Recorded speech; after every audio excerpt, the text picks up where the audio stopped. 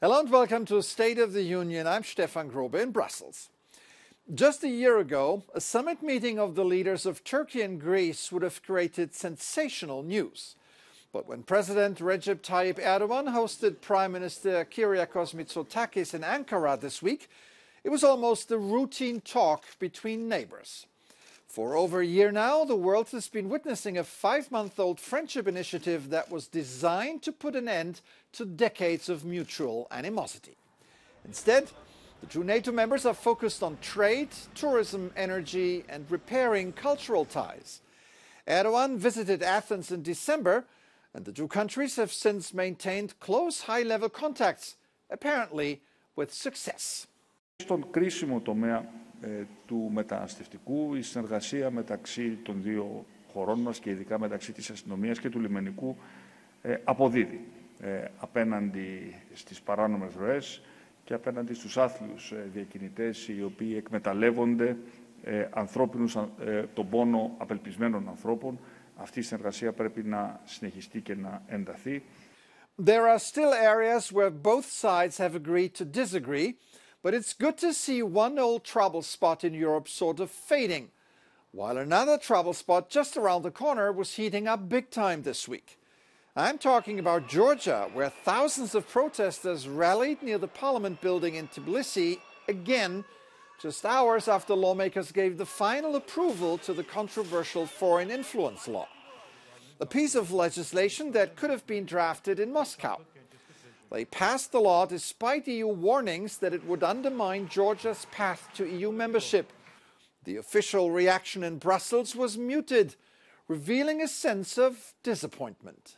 I had a phone call a few days ago with the Prime Minister. I told him that I'm disappointed, and I sincerely hope that in Georgia they will find the way to stick to the rule of law principles, to democratic principles, and also to meet the expectations of the population. Maybe the government of Georgia should focus on real issues like the economy and not on unpopular, stupid laws.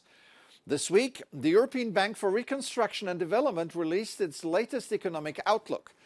The numbers for Georgia, which is part of the area where the EBRD operates, were rather sobering. In general, the forecast also contains some encouraging news. Joining me now is Beata Jaworczyk, Chief Economist of the European Bank for Reconstruction and Development. Welcome to the program. Always good to see you. Thank you for having me. So, your latest report is appropriately called Taming Inflation. And when I look at the numbers, inflation in the EBRD regions came down from a peak in October 22 of 17.5% to an average of 6.5% last March. Explain that number for us. What is behind such a huge drop?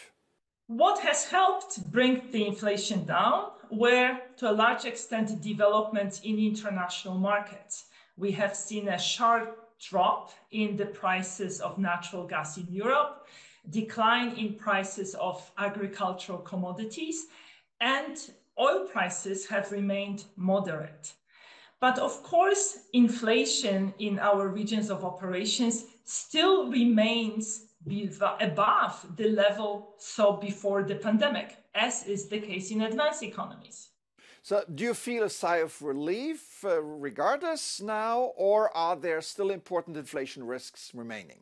Not all central bankers can consider their job done. If you look at cumulative inflation, that is inflation since February 2022 up till now, it has exceeded 30% in several countries, notably in Egypt, in Turkey, in Hungary, and Kazakhstan, Moldova, and Ukraine. So that means that in the absence of wage increases, people in those countries would have lost a third of their purchasing power.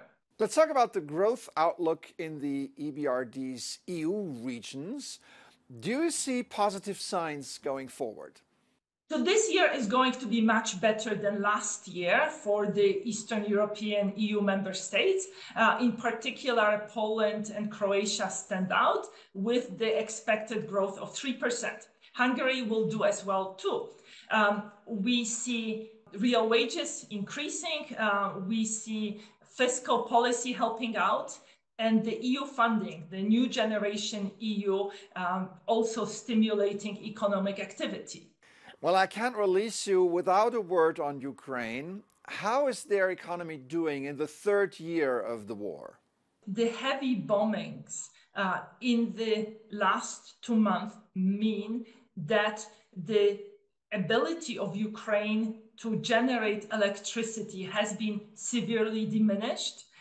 Electricity production is at 40% of what it used to be before the bombings, and this capacity cannot be easily repaired. All right, Beata Jaworczyk, chief economist of the EBRD, thanks for coming on the show today. Thank you for having me, Stefan.